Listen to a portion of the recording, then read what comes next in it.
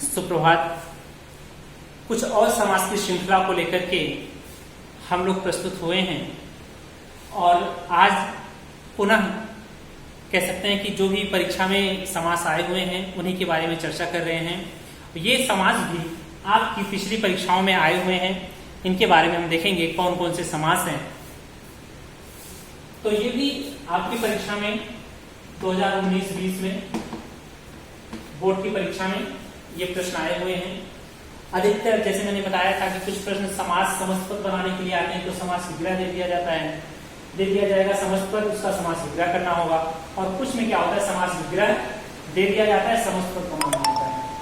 तो इस समास में जो भी ये पद दिए गए हैं ये सब पेपर में समास विग्रह के लिए आए थे, इनका समस्त पद बनाने का।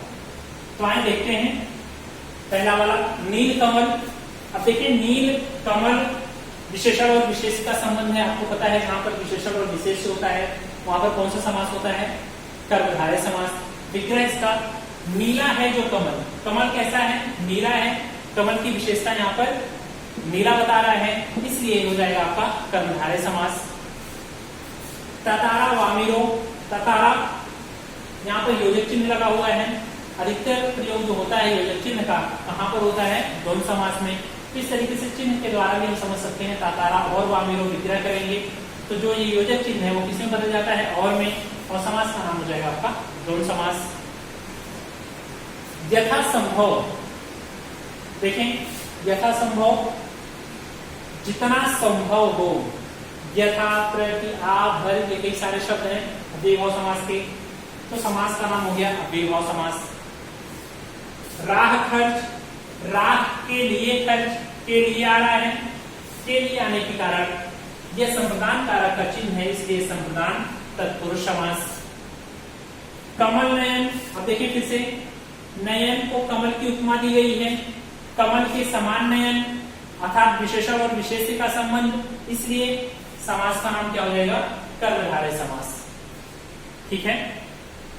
इसी तरीके से फूल पत्ते, फिर से देखें योजक चिन्ह आया है और इसका विग्रह और के रूप में होता है, तो योजक चिन्ह है और समास का नाम फिर क्या हो जाएगा, द्वंद्व समास, विग्रह हो जाएगा इसका फूल और पत्ते।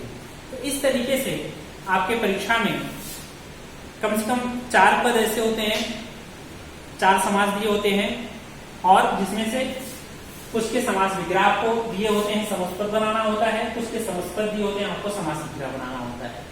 तो तत्पुरुष समास जो भी 6 समास हमारे हैं, अव्ययभाव समास, कर्मधारय, तत्पुरुष, बहुव्रीहि, द्विग और द्वंद्व, इनके आप कोशिश करें कि शॉर्ट ट्रिक पहचानने का तरीका आप जान लें।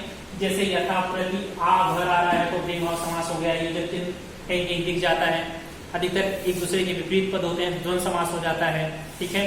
विशेष और विशेष का संबंध हो गया तो वहां पर कर्मधारय समास हो जाता है, या फिर विग्रह करने पर विभिन्न प्रकार के कारक चिन्ह आ गए तो वहां पर तत्पुरुष समास हो जाता है। तो इन सारी चीजों का आप ध्यान रखेंगे। अगर कोई पद संख्यावाची हो रहा है, पहला वाला पद पूर्व पद, तो वहां पर द्विग समास हो जाता है। तो इन सारी चीजों का ध्यान रखने के पश्चात हम आसानी से समास को पहचान पाएंगे और उनका विग्रह भी कर पाएंगे। धन्यवाद।